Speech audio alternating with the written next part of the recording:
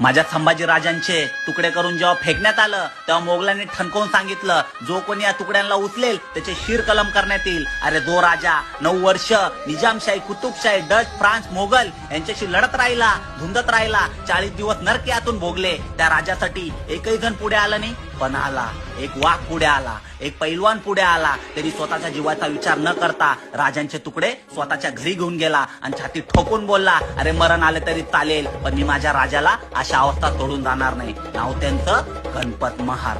अरे ज्या छत्रपती शिवाजी महाराजांनी माणसांची कधी जात पाहिली नाही, आज त्याच माणसाच्या कमरेला झाडू आणि गळ्यात मटका लागला. पण महार मावळ्यांनी ठरवलं, आता लढाई ही आपली स्वाभिमानाची आहे. आणि संभाजी राजांच्या समाधी जवळ गेले आणि बोलले, राजे आम्ही तुमच्या रक्ताचा बदला घ्यायला चाललोय. अरे असंच नाही बोलत, फक्त 500 महारांनी 28,000 कुत्रे कापले होते.